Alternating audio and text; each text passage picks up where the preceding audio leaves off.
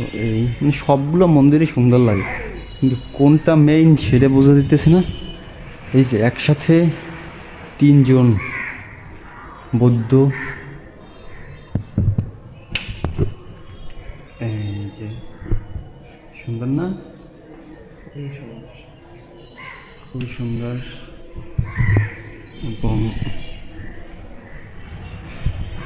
মন্দিরের কারুকার্য অনেক সুন্দর। ওই পাশে মানে অনেক বড় এরিয়া নিয়ে গঠিত। তো ওই পাশে ওইটা কি বেল ভাই দাদা? ওই বেল, ওই যে ওই বেল গাছ খাওয়া যাবে? খাওয়া যাবে, পাকছে তো মনে হয়। তো সুন্দরই আছে, চলেন। তো বাইরে পবিত্রতা বজায় রাখেন, এখানে সব জায়গায় মন্দির, যে বিশাল বড় একটা মন্দির। আর এই যে সবচেয়ে বড় একটা মন্দির,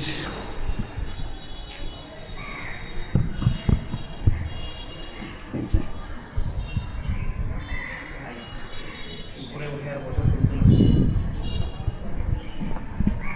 লেখা আছে।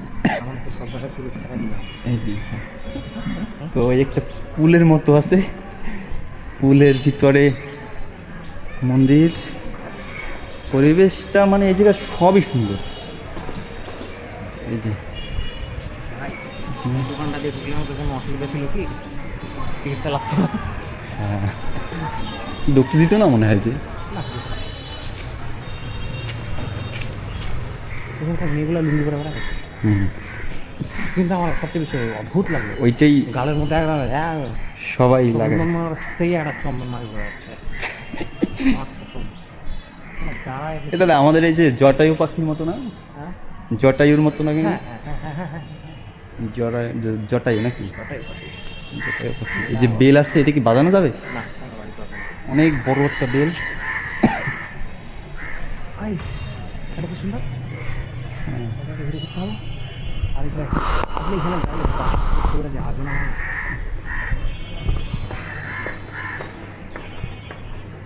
এই যে এদের বাড়িতে দেখুন, কারুকার্যটা অনেক সুন্দর।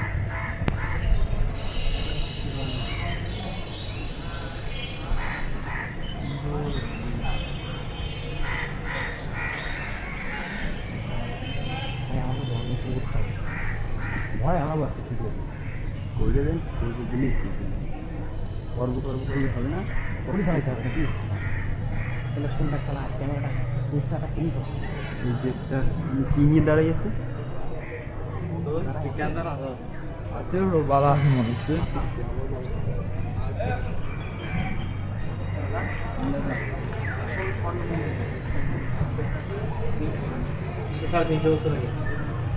এই যে এইটা, এইটা ও হ্যাঁ। তো মূলত স্বর্ণ মন্দির যেটাকে বলে, যে ওইসব আসলে স্বর্ণ মন্দির না, ওইসব পিতল টিতল হবে। তো মূলত স্বর্ণ মন্দির এইটা, এটা অনেক আগে, অনেক। এই যে লেখা আছে, তামিলে লেখা, তারপরে বাংলায় লিখে দিয়েছে দান box, donation box, donation box. তো এই হইতেছে স্বর্ণ মন্দির, মূলত এই স্বর্ণ মন্দির। এইটা মনে হয় যে স্বর্ণের নাকি, জানি না ঠিক, কিন্তু অন্ধকার ভিতরে তো দেখা যাইতেছে না ভালো করে, কি জানি না। এই যে স্বর্ণ মন্দির, মনে হয় স্বর্ণেরই, স্বর্ণের যে মাথাটা স্বর্ণের মতো লাগতেছে, তো স্বর্ণের হইতে পারে।